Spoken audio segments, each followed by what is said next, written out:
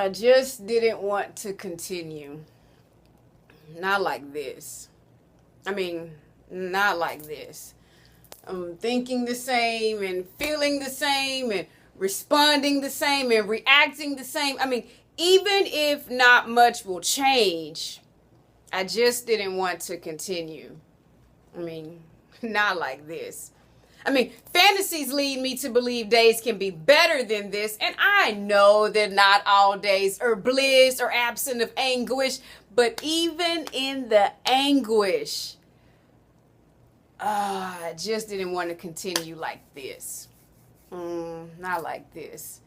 I mean, some days I feel so strong. Little petty obstacles never even make me squint my eyes. And then other days I feel so fragile. Little circumstances are sure to define my demise. I mean, one minute I'm confident and certain. And even if you pull back the curtain, it's okay because I'm confident of my identity. And then other days I want to hide behind my desk for fear of folks sneering and peering at my insecurities. So what do I do? I mean, what do I do when my strength has dried up like wax at the bottom of a candle and I feel like my hands are so callous they can no longer handle holding on to the yeses and the amenses that now feel like a scandal, and that's only because the pain is so real and so deep? It's hard for me to stand still and process, so I wiggle and squirm and feel unconscious and even conflicted because the hope that I hear about seems so resistant. So I give myself permission to scale back my hope from day to day because of this life called the fray. I mean, the fight, the struggle. But I can't help but notice David's relationship with hope and how he was so magnificently transparent with his grief. I mean, I kid you not, when I read his poetry, his vulnerability makes me weep. I mean, he sounds like me. I mean, one minute he is up and the next minute he is down. I read his lines and I feel like he too gets turned around. One time he wrote, "Oh Lord, how long will you forget me?" And later in the same poem, he wrote, "The Lord is good to me." In another one of his poems, he writes, "God, why are you so far away when I groan for help?" Followed by, "I will proclaim your name to everyone in the city." So like David, I have chosen to slow down and embrace my pain. But I'm terribly fearful of my thoughts because they leave me soaked in incomplete thoughts and tears and grief. And I constantly wonder, when will this gripping pain release? I mean, I thought I knew pain, but not like this. Not like this. This when it rains, it pours syndrome has me drowning in a how much more can I take conundrum. I mean, one minute I feel like his throne is my home and I have such inner peace within. And the very next minute, my thoughts implode and I feel like burned up leftovers from the effects of sin. I mean, daily battles beat in my chest, clang, clang. I can feel the bat up against my chest, bang, bang. I can feel my inside screaming, dang, dang. I mean, why does this pain have to be so heavy? Oh, why do people have to be so messy? And why do I feel so alone even when I'm surrounded by friends and family? I mean, I feel like I'm spinning and in circles I go and I'm trying to hold on for fear I might fall, and I close my eyes in pain I see. And when I open them up, more questions and more questions stare blankly at me. And I get dressed up and go about my day like everything is peachy, but on the inside I'm screaming, "God, why are you so quiet when my tears are so loud? Why can't I hear you on this merry-go-round?" And I weep and I cry and I cry and I weep. This adventure called life has misinformed me.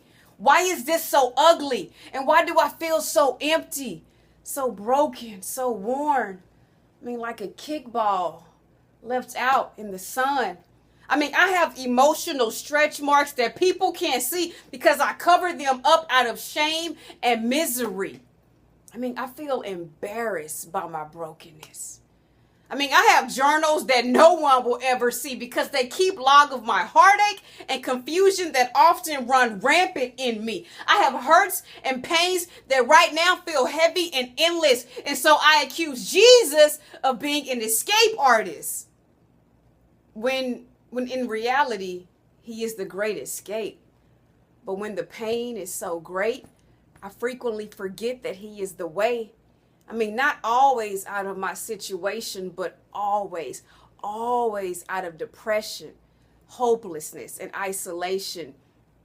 Therefore, I will go to the cross when I don't have it all figured out and I need wisdom and revelation. I will go to the cross when I feel weak and in desperate need of his comfort and restoration. I will go to the cross when I am unsure of my identity and need reassurance in his solemn love towards me. And then I will forget to go to the cross and will instead turn to the world and all of its competitive seductions. I will look to see to it if it can provide me with quicker and more fulfilling satiations. I will see the cross and render it incapable of satisfying my every need. I will chase down other gods and demand they complete me. I will judge Eve's decision and then mimic her completely. I will have all that I need, but feel God is certainly withholding his best from me.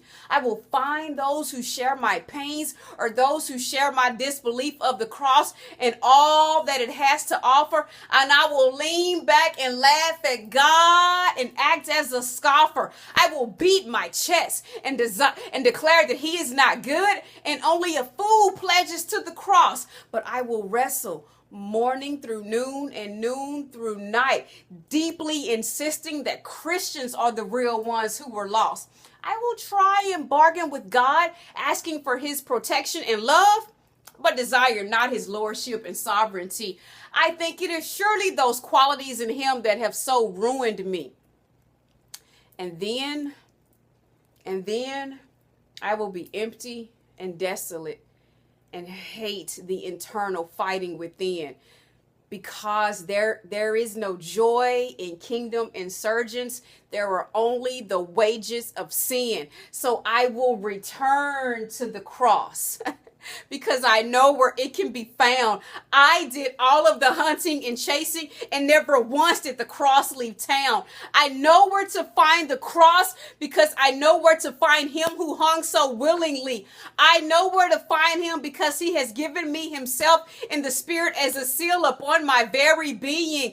I don't have to go and look for him. I left, but he never did. I was the prodigal who ran away. I was the one who sinned. I laughed and mocked, and he humbly waited for my fall. He knew that I would need to come to the end of myself in order to give him my all. I should have hung from that cross. I should have earned my salvation. Who willingly gives up their life in order for someone else to freely have restoration? I don't understand why you left heaven to come and walk among people so fickle, so fragile, and weak. I mean, look at me. I know your goodness got offended and wrote you off as someone who is cheap. But cheap you are not with the price of blood being the cost. So why would you give up your life when we sometimes intentionally choose to be lost? I mean, why would you leave the cozy temperature of heaven to come to a planet paralyzed with idolatry? It's your humility that strikes me the most, because you laid down your sword and came through the Virgin Mary. You didn't even enter into a distinguished, wealthy family who owned a chain of hotels. Instead, you chose to be born in a manger because there was no room even in the motels. Oh, a manger? Really?